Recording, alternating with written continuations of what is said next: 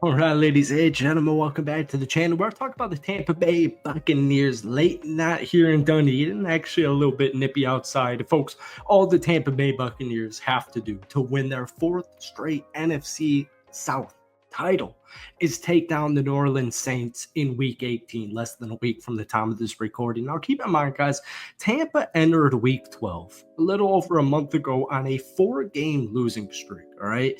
Since that point in time, they're second in the NFL in scoring at 32.7 points per game. Yep, you heard that right. They're third in points allowed. Yes, you also heard that right, at 16.7. And after throwing 5 touchdown passes against the Carolina Panthers, Baker Mayfield is currently tied for second in the NFL with 39 touchdowns throwing on the season. Since the start of 2023, Baker Mayfield is actually first in that statistic at 67. And folks, Baker Mayfield's doing a phenomenal job. But so are guys like Bucky Irvin, Mike Evans, Cade Otton when he's healthy, Jalen McMillan recently, Rashad White, even this offensive line that's so underrated. The Buccaneers are top 5 in points scored at 29.7 per game. Total yards at 400. Yep, they're averaging 400 yards per game. Passing yards at 252.6. Rushing yards at 147.3.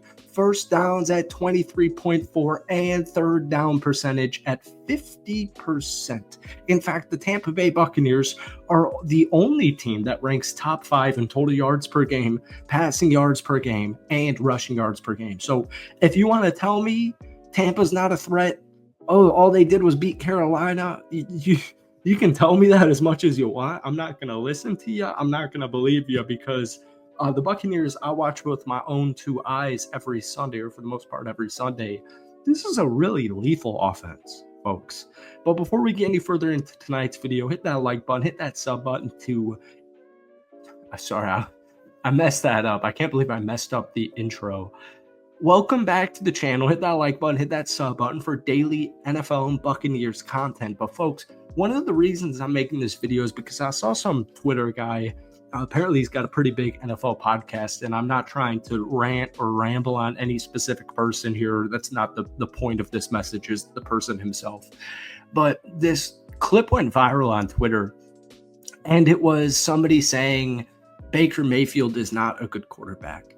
And I find it just absolutely hilarious. I don't know if it's a disgruntled Browns fan. I don't know if it's an AFC North fan. I don't know what it was. But somebody keeps saying, and has said it since Baker Mayfield got drafted, that Baker Mayfield sucks. And, Buccaneers fans disagree. Pretty much every single Browns fan disagrees. Panther fans disagree. Baker Mayfield's a misfit.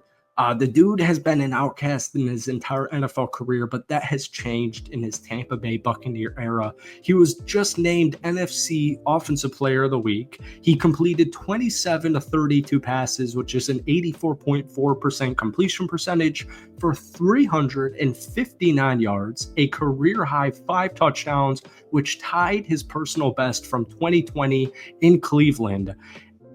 I get it. It's Carolina. I don't really care because Atlanta lost a football game. And now, once again, like we said at the beginning of this video, all Tampa Bay has to do is win against the New Orleans Saints on Sunday afternoon to advance to the playoffs. And the just cream of the crop here, the cherry on top, I should say, that's what I was looking for, a home playoff game. I don't care if it's against the Vikings. I don't care if it's against the Lions, although those are 2 phenomenal football teams. My point just is Tampa's offense is lethal. Their defense has been playing very good football, and Baker Mayfield just posted a 153 pass rating. He became the first player since 2019 to complete more than 80% of his passes while throwing for 350 yards or more and 5 or more touchdowns. Among all quarterbacks in Week 17, Baker Mayfield finished first in passing touchdowns, second in passer rating, second in completion percentage, tied for second in yards per pass attempt at 11.2, tied for third in passing first downs at 17, and fourth in passing yards. Like, folks, we could do this every single week. The Tampa Bay Buccaneers, and I don't need to tell a Bucs fan about this because the main concern, I would say, with Buccaneers fans is the defense. This is a young, hungry, feisty defense that has been decimated by injuries. And Jamel Dean was the most recent current guy to get injured, and he didn't participate in practice today, but it's currently only Wednesday. Happy New Year to everybody watching this video.